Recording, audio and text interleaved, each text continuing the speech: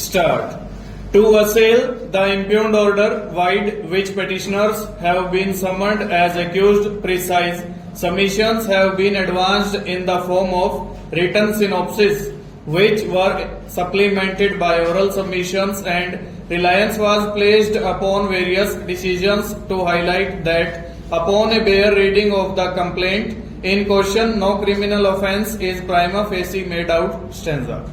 With much persuasiveness, learned senior counsels for petitioners had submitted that none of the ingredients of alleged offences exists. Stop. Attention of this court was drawn to the comparative chart filed along with the written synopsis to highlight as to how the findings returned in the impugned order are unsustainable. Stop. It was asserted that due to historical and emotive bond money was advanced by the Congress party to AJL from time to time, and the objective of the Congress party as well as AJL is to uphold the legacy and tradition of secularism and non-alignment. Stop.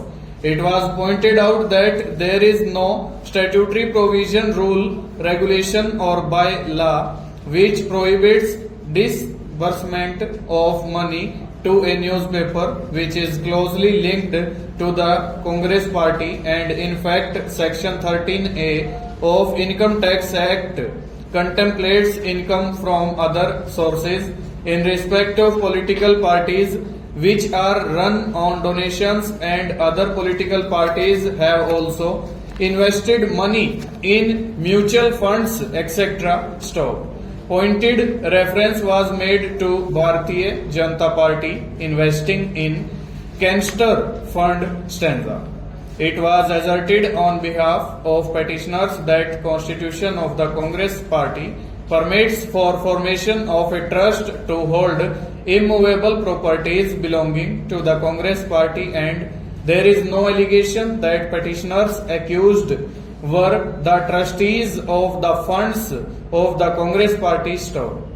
It was also asserted that Congress Party could have written off the loan of 90 crores advanced to AJL, but it had assigned it to Young India for 50 lakhs, which has nothing to do with the immovable property. Stop. To assert that there is no criminal breach of trust, it was pointed out that in the first place there was no entrustment of any money to Congress party, and so there is no question of any misappropriation or breach of trust, as the donations received by the Congress party could have been dealt with in the manner it liked. Stop. It was asserted that there is no fraudulent misrepresentation, as AJL had no net worth and was unable to repay the debt to Congress party. Stop. Reliance was placed upon apex court's decisions in Central Bureau of Investigation versus Duncan's Agro Industries Limited, Calcutta, bracket 1996, 5 SCC 591 stanza.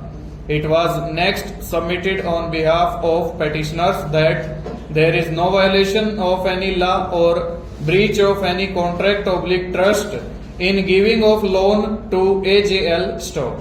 It was pointed out that neither the Representation of the People's Act nor the Income Tax Act or any other act prohibits giving of loans by political parties. Stop. To maintain that a political party can invest in commercial ventures, reliance was placed upon a decision of Income Tax Tribunal in Bharatiya Janata Party versus Deputy Commissioner of Income Tax CIT bracket 2003 258 ITR 1. Stop. It was further submitted that writing off the loans by Congress party is not an illegal act, nor there is any breach of trust qua the shareholders of AJL. Stop. To assert